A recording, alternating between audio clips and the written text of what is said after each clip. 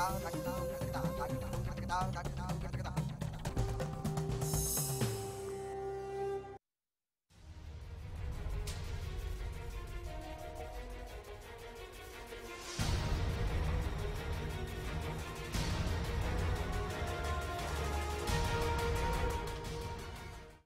स्वागत है आपका हरियाणा न्यूज में। आप देख रहे हैं विशेष, आपके साथ मैं हूं भुवन शर्मा।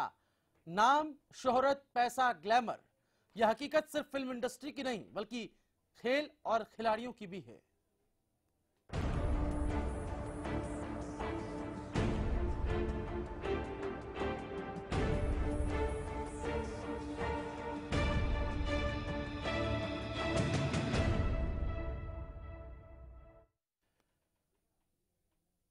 क्रिकेट की चकाचौंध से लेकर रेसलिंग और मुक्केबाजी तक युवाओं को खेल न सिर्फ नाम का जरिया है बल्कि शोहरत का भी जरिया है।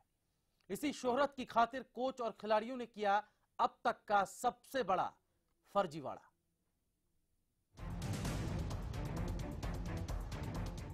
ग्लैमर, फेम, करियर, शायद इन तीन शब्दों ने ही देश के युवा टैलेंट को धोखेबाज बना दिया, जिसने नाम, शोहरत और पैसे के लिए कुछ ऐसा फर्जीवाड़ा किया जिसकी वजह से आज उसका नाम, उसकी शोहरत और उसकी चमक तीनों खतरे में है।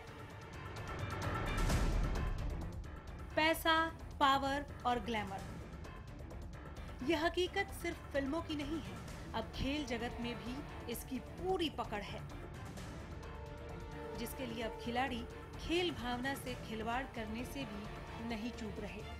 और इसका खुलासा आरटीआई के जरिए हुआ। बॉक्सिंग के मुन्ना भाई, आरटीआई का बड़ा खुलासा। बॉक्सर्स ने फर्जी स्कूली सर्टिफिकेट, जन्म प्रमाण के सहारे मेडल बटोरे, सरकारी नौकरी भी हासिल की। देश भर के 10 भारतीय साइंस सेंटर्स के 260 महिला और पुरुष बॉक्सर्स सवालों में, इनमें से 76 बॉक्सर हरियाणा से।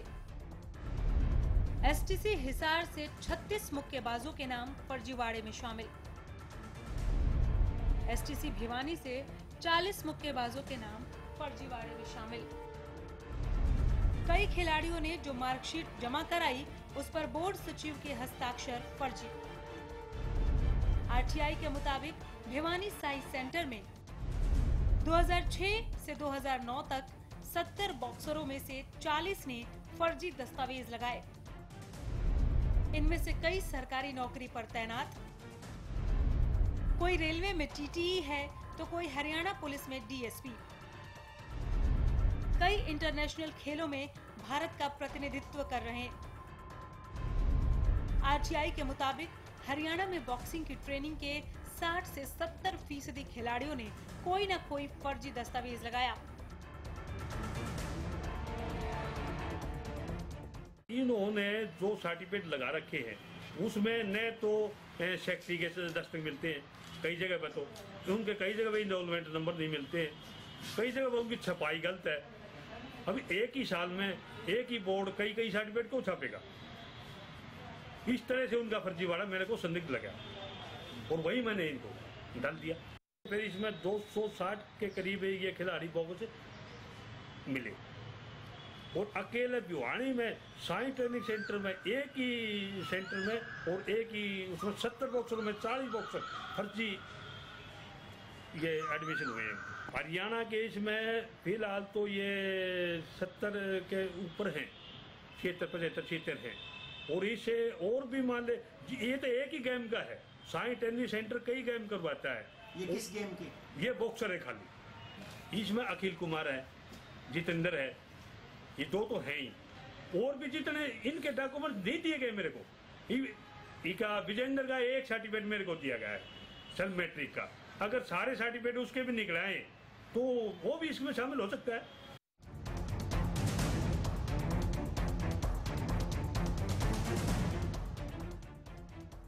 इसके अलावा मध्य प्रदेश, यूपी, उत्तराखंड, मणिपुर, केरल, राजस्थान, नई दिल्ली, पंजाब और सिक्किम राज्य में स्थापित साइंस सेंटर्स में ट्रेनिंग लेने वाले बॉक्सरों के दस्तावेजों से छेड़छाड़ हुई।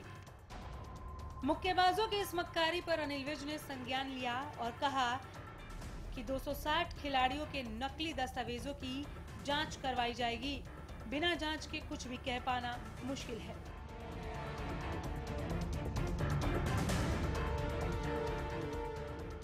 आरटीआई के इस खुलासे ने सूबे को हिला कर रख दिया है। भिवानी के 40 खिलाड़ियों के नाम फर्जीवाड़े में शामिल हैं। इसके बाद कई अहम और गंभीर सवाल उठ रहे हैं, जिनका जवाब जांच के बाद ही सामने आ पाएगा। Bureau report, Haryana news. तो पूरे देश में हम कह सकते हैं खेल को लेकर और खेल से जुड़ी खबर यह है और उसको लेकर हड़कंप कहीं ना कहीं मच गया है। हमारे संवाददाता अनिल मोर हमारे साथ रोहतक से इस वक्त सीधे जुड़ रहे हैं, साथ में आरटीआई एक्टिविस्ट जिन्होंने आरटीआई लगाई थी वो भी उनके साथ में मौजूद हैं। अनिल, रोहतक से ये खबर निकलती है, रोहतक से ये जानकारी निकलती है और पूरे देश में हड़कंप मच जाता है। साई सेंटर्स कटघरे में खड़ा हो जाता है, वहां के कोचेस पर सवाल उठने लगते हैं।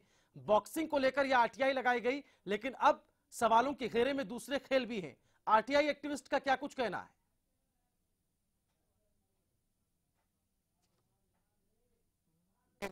आरटीआई के खुलासे के बाद से कहीं ना कहीं जितने भी जो तमाम खिलाड़ी जो खेल खेलते हैं वो सवालों के घेरे में, जो खेल अधिकारी है वो सवालों के घेरे में, जो पूरा का पूरा जो एजुकेशन सिस्टम है वो सवालों के घेरे में, बड़े बड़े अधिकारियों से लेकर खेल मंत्रालय तक सवालों के घेरे में। क्योंकि जो आरटीआई लगाई गई, आरटीआई के खुलासे से खुलासा हुआ है कि जो देश भर के जो भी साई सेंटर है यहाँ पर तकरीबन 250 से ज्यादा मुक्केबाज ऐसे हैं जिन्होंने गलत सर्टिफिकेट लगाए, जिनकी डीएमसी गलत है, जिनके जो बर्थ सर्टिफिकेट है वो गलत है, जिन्होंने अपने दस्तावेजों से छेड़छाड़ की वो गलत है। अगर हरियाणा की बात करें, हरियाणा में 75 से ज्यादा जो बड़े बड़े जो बॉक्सर है, जिसमें बड़े बड़े बॉक्सरों का भी नाम सामने आ रहा है कि उन्होंने गलत दस्तावेज जमा करवाए हैं, उन्होंने गलत दस्तावेजों के आधार पर नौकरियां ली है। कोई डीएसपी के रैंक पर अपनी नौकरी कर रहा है, तो कोई रेलवे में टीटी की नौकरी कर रहा है, तो कोई केंद्र सरकार की अलग नौकरियां कर रहा है। तो कहीं ना कहीं जो पूरा का पूरा सिस्टम है वो सवालों के घेरे में। हमारे साथ चरण सिंह फिलहाल मौजूद है।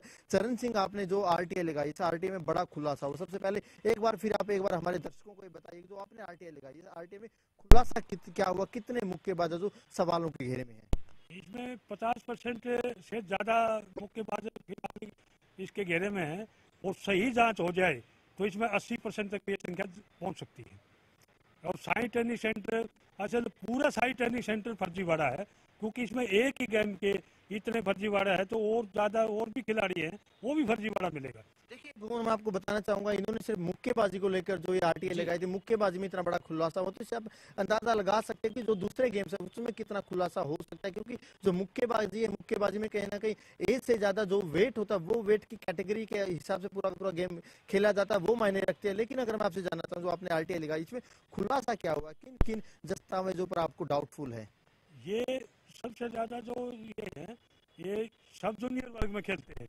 14 से 16 साल तक सब जूनियर वर्ग होता है, 16 से 18 साल तक जूनियर वर्ग होता है, इससे आगे सीनियर वर्ग आ जाता है।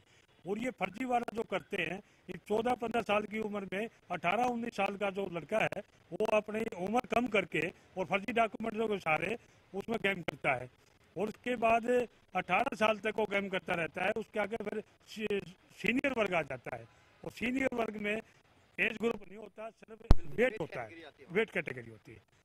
ये इसका वो देखिए, जो पूरी की पूरी मंशा तो कहीं ना कहीं जो साई है, साई में दाखिला लेना होता है खिलाड़ियों को, और जो सब जूनियर वर्ग होता है जो 14 साल तक खेला जाता है, खिलाड़ियों का उसमें एडमिशन नहीं होता तो अपनी एज को कम दिखाकर वहां पर अपना अच्छा गेम दिखाकर वो उसमें दाखिला ले लेता है। अगर खिलाड़ियों की बात करें, आपने तकरीबन काफी खिलाड़ियों के आपने डॉक्यूमेंट लिया और काफी लंबी लड़ाई लड़ी और सालों से आप लड़ाई लड़ते आ रहे हैं, पूरी की पूरी जानकारी ले रहे हैं।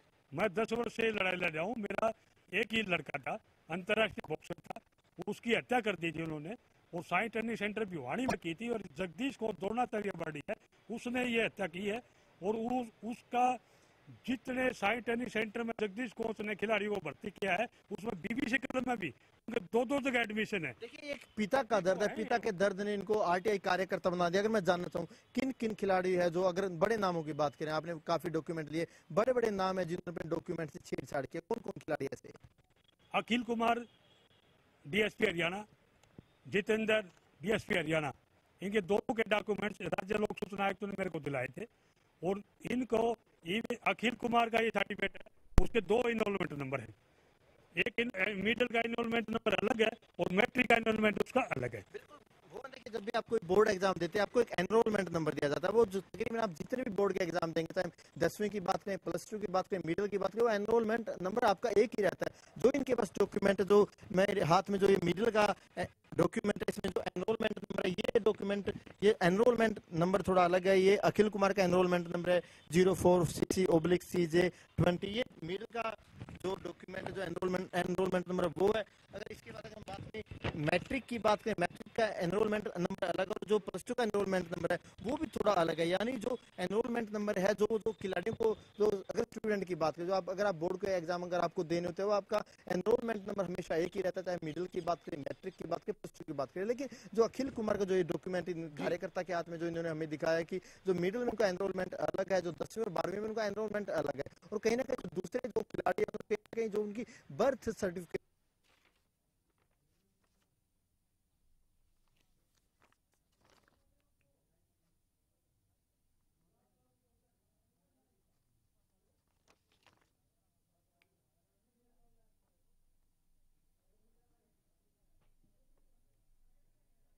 चलिए अनिल, आपकी आवाज हमारी तक अभी ठीक से नहीं पहुंच पा रही है, हम आपसे फिर से जुड़ेंगे। कुछ तकनीकी दिक्कत यहां पर आ गई है, लेकिन आप ये सवाल जवाब अभी जारी रखें। हम आगे जब वापस आएंगे तो आगे कुछ और सवाल हमारे होंगे। सवाल विजेंद्र सिंह को भी लेकर होगा।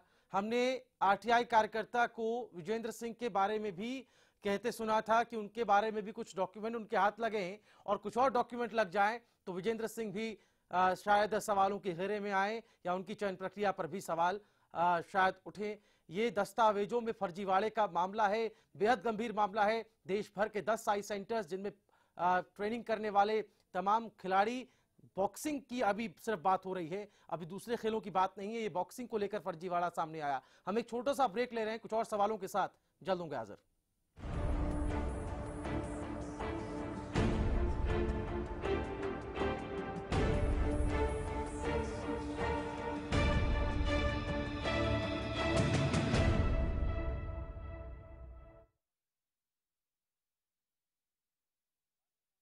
हरियाणा फ्रेश शुद्ध घी का नाम बड़ा, शुद्धता की कसौटी पर खरा, घर के घी जैसा स्वाद मन भाए, जो भी खाए तंदुरुस्ती पाए।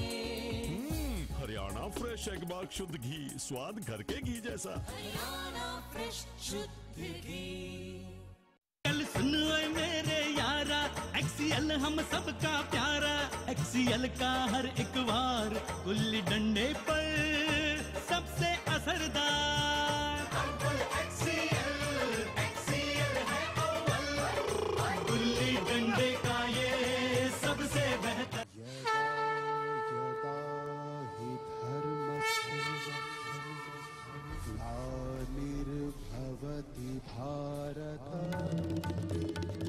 धर्म क्षेत्र कुरुक्षेत्र की पावन धरा पर मानव कल्याण के लिए भगवान कृष्ण के मुख से निकली भगवत गीता, और इसी पवित्र भगवत गीता का राज्य स्तरीय महोत्सव 17 से 21 दिसंबर तक मनाया जाएगा कुरुक्षेत्र में, जिसमें देश विदेश के पर्यटकों के समक्ष जाने माने कलाकार अपनी गरिमामयी संस्कृति की मोहक छटा बिखेरेंगे। श्री भगवत गीता के संदेश को जन जन तक पहुंचाने के लिए प्रदेश के सभी जिलों में 19 से 21 दिसंबर तक होंगे गीता जयंती समारोह, जिसमें सेमिनार, शोभा यात्रा, स्कूली बच्चों की प्रतियोगिताएं, भगवत गीता सार और सरस्वती धरोहर की जानकारी पर प्रदर्शनी। आप सभी परिवार सहित इस महोत्सव में सादर आमंत्रित हैं।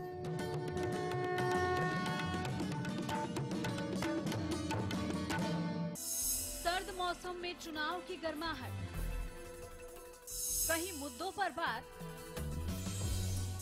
तो कहीं मुद्दे हैं गुल। क्या कहता है गांव का वोटर? पंचायत चुनाव पर हरियाणा न्यूज की महा कवरेज। देखिए पंचायत शाम 6:30 बजे। सरकारी नौकरी मिलती नहीं या आप लेते नहीं। बेरोजगार रहने के दो कारण हैं, या तो आप कोशिश नहीं कर रहे या आपकी दिशा गलत है। सरकारी नौकरी कैसे पाई जा सकती है? देखिए हमारा खास कार्यक्रम कैसे पाएं सरकारी नौकरी, हर रोज दोपहर 2:30 बजे।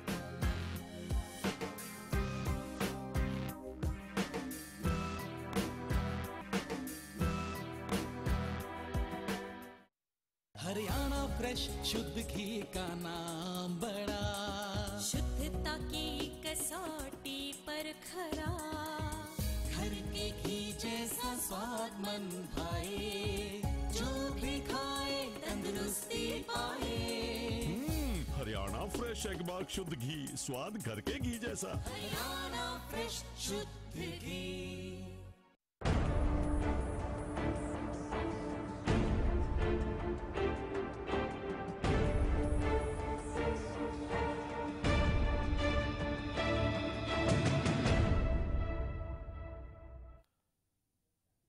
और ब्रेक के बाद विशेष में आपका एक बार फिर से स्वागत है। विशेष में आज हम बात कर रहे हैं फर्जीवाड़े की, और ये फर्जीवाड़ा हुआ है स्पोर्ट्स अथॉरिटी ऑफ इंडिया के सेंटर्स में।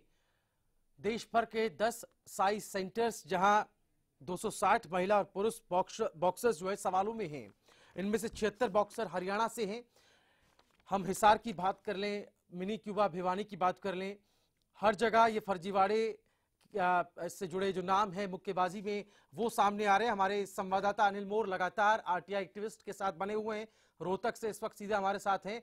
अनिल, आप तमाम सवाल आरटीआई एक्टिविस्ट से पूछ रहे हैं। हमने इनकी पूर्व में भी एक बाइट सुनी थी, एक बयान सुना था आरटीआई सामने आने के बाद, जो आरटीआई उन्होंने लगाई, जिसके बाद उनको जो जानकारी मिली है।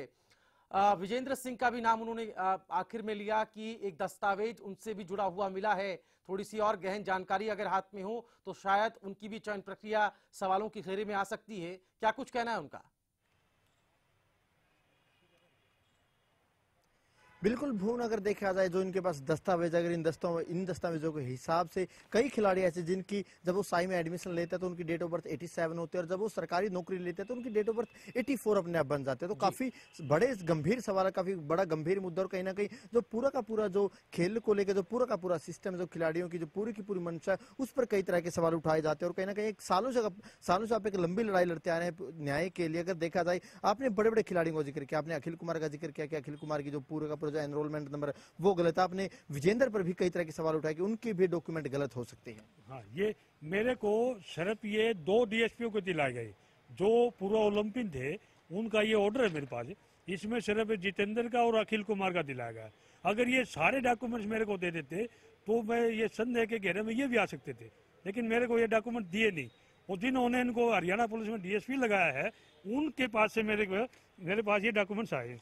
ये मोहर लगी हुई है इनकी नीचे से, जिन्होंने इनको डीएसपी लगाया है हरियाणा पुलिस। बिल्कुल देखिए, जो पुलिस हेडक्वार्टर पंचकूला की तरफ से जो पूरे के पूरे जो डॉक्यूमेंट इनको प्रोवाइड कराए गए वो बिल्कुल सवालों के घेरे में। लेकिन इनका ये कहना है कि तकरीबन इन्होंने जो डॉक्यूमेंट हासिल किया, जो इन्होंने आरटीआई लगाई, इनको सालों बाद ये डॉक्यूमेंट हासिल हुए। तकरीबन जब अगर आपने साई सेंटर में जब ये आरटीआई लगाई, आपको आरटीआई का कोई जवाब नहीं मिला, कहना कि केंद्र सरकार में आपने अपील की, तब जाके आपको पूरे डॉक्यूमेंट मिले हैं। ये मेरे को केंद्रीय लोक सूचना आयुक्त ने दिलाए, और यहाँ पर राज्य लोक सूचना आयुक्त ने 2 डीएसपीओ को मेरे को दिलाई। ये मेरे पास ऑर्डर है, ये ऑर्डर की कॉपी है उसकी। और ये और भी मान लीजिए डॉक्यूमेंट कई साइंस ट्रेनिंग सेंटरों ने तो मेरे को डॉक्यूमेंट दिए ही नहीं। युवानी साइंस ट्रेनिंग सेंटर ने नहीं दिए। ये सोनीपत जो बालगढ़ चौक पे है, उसने मेरे को डॉक्यूमेंट दिए। देखिए भुवन, कहने को तो आरटीआई आप किसी भी दफ्तर में लगा सकते हैं, किसी भी दफ्तर की जानकारी ले सकते हैं, लेकिन इनको आरटीआई लेने के लिए भी काफी धक्के खाने पड़े, कड़ी बिल्कुल अनिल, ट्रांसपेरेंसी को लेकर, पारदर्शिता को लेकर इस देश में केंद्र में सूचना का अधिकार यानी आरटीआई को लाया गया, और ये कहा गया कि आम जनता के हाथ में एक ऐसा हथियार होगा जिससे वो ये पता लगा सकेगी कि उससे जुड़े जो तमाम व्यवस्था है, जो सिस्टम बनाया गया है सरकार द्वारा, वो सिस्टम पारदर्शिता के साथ काम कर रहा है या नहीं, इसको लेकर उसको स्थापित किया गया। लेकिन 6 साल लग जाते हैं, ये भी एक विडंबना है इस देश के अंदर। 2009 से कोशिश की जाती है जानकारी निकालने की, लेकिन 6 साल बाद ये जानकारी उनके हाथ लगती है। अब आगे की लड़ाई कैसे वो लड़ेंगे? जो जानकारी अभी तक उनको नहीं मिल पाई है, वो संतुष्ट नहीं नजर आ रहे हैं, वो कह रहे हैं कि और भी नाम हो सकते हैं। तो किस तरह की आगे उनकी लड़ाई रहने वाली है? और जो नाम सामने आए हैं, जो अनियमितता सामने आई है, उसको लेकर क्या कुछ केस उन्होंने फाइल किया है? बिल्कुल देखिए, सालों से एक लड़ाई लड़ते आ रहे हैं। सबसे पहले इनको लड़ाई जो डॉक्यूमेंट है वो हासिल करने के लिए लड़नी पड़ी। काफी सालों की लड़ाई के बाद इनको डॉक्यूमेंट हासिल हो जाते हैं। और अगर आपकी लड़ाई की बात करें, आप सालों से लड़ाई लड़ते आ रहे हैं। अगर बात करें, आपने प्रधानमंत्री को भी चिट्ठी लिखी है, प्रधानमंत्री को भी शिकायत किया है, केंद्रीय खेल राज्य मंत्री को भी शिकायत किया, अनिल विज को भी शिकायत किया। आपने शिकायत में क्या कर लिखा है? मैंने शिकायत में यही लिखा है कि जितने भी ये जो खिलाड़ी हैं, इनके डॉक्यूमेंट्स अगर सही तरीके से चेक की जाए तो ये 80% तक इनकी संख्या जा सकती है। 80% तक ये फर्जी दस्तावेज इनके मिलेंगे। और इसके बावजूद भी अगर दूसरे गेमों का भी ये किया जाए, उनके भी इसी प्रकार के सर्टिफिकेट मिलेंगे। बिल्कुल, देखिए बॉक्सिंग के अलावा दूसरे गेम्स की भी बात करते हैं, क्योंकि जब बॉक्सिंग में इतना बुरा हाल है तो दूसरे गेम्स में आप अंदाजा लगा सकते हैं। अगर बात करें जवाब की, खेल मंत्री अगर हरियाणा की बात करें, उनका क्या जवाब आया, पीएमओ से आपको क्या जवाब मिला, केंद्रीय खेल मंत्री से आपको क्या जवाब मिला अब तक? केंद्रीय खेल मंत्री का जवाब मिला, वो जो साई ट्रेनिंग सेंटर का डीजी है उसने उसके पास वो दस्तावेज भेज दिए, उसका मेरे पास लेटर आया। प्रधानमंत्री कार्यालय से मेरे पास कोई लेटर नहीं आया, अनिल विज के पास से भी मेरे पास कोई लेटर नहीं आया। और ये आगे की कार्रवाई अब क्या चल रही है मेरे को पता नहीं। यानी अब तक किसी तरह की कोई संतुष्टि नहीं नहीं चल रही। और आगे भी ये संदेह है, आगे कार्रवाई नहीं चलेगी। बहुत शुक्रिया अनिल आपका हमारे साथ जुड़ने के लिए, इस तमाम बातचीत के लिए, आरटीआई एक्टिविस्ट से हमें रूबरू कराने के लिए। ये जानना बहुत जरूरी था। हमारे साथ बीजेपी नेता रेणु भाटिया जी इस वक्त फोन लाइन पर जुड़ गई हैं। रेणु जी, मेरी आवाज सुन पा रही हैं आप? हाँ। रेणु जी, जो ये फर्जीवाड़ा सामने आया है, 260 से ज्यादा खिलाड़ी हैं, जिसमें महिला भी शामिल हैं, पुरुष भी शामिल हैं, 10 साई सेंटर देश भर में, जिसमें हरियाणा का भी नाम है, सवालों के घेरे में आ खड़ा हुआ है बॉक्सिंग को लेकर। इतनी बड़ी अनियमितता सामने आई है, डॉक्यूमेंट्स के साथ छेड़छाड़ सामने आई है, कई लोग अब सवालों के घेरे में आ गए हैं। आपकी प्रतिक्रिया क्या है? अब आपकी सरकार सत्ता में, आपकी पार्टी अब सत्ता में है, किस तरह से जांच होगी, क्या कुछ कार्रवाई होगी?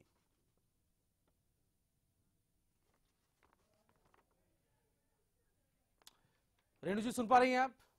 चलिए, लगता है संपर्क इनसे टूट गया। लेकिन विशेष में हम बात कर रहे थे साई सेंटर्स की, उनकी भूमिका की, उनकी चयन प्रक्रिया की। ये पूरा मामला दिखाता है कि किस तरह से साइट सेंटर्स के अंदर जो व्यवस्था मौजूद है, जो मैनेजमेंट मौजूद है, वो कैसे पॉलिसीज को अलग करके, कैसे नियम कायदों को दरकिनार करके, डॉक्यूमेंट्स के साथ छेड़छाड़ करके जो खिलाड़ियों को वहां ट्रेनिंग के लिए एंट्री दे देता है। ये मामला अभी और आगे चलेगा। ये भी जानना अहम होगा, दिलचस्प होगा कि साई में होने वाले दूसरे अहम खेलों में भी क्या इस तरह की अनियमितता पाई गई है। क्या आगे इसकी जांच होगी, सरकार इसकी जांच करेगी, ये एक बड़ा सवाल है। फिलहाल विशेष में इतना ही, लेकिन हरियाणा न्यूज पर खबरों का सिलसिला लगातार जारी है। नमस्कार।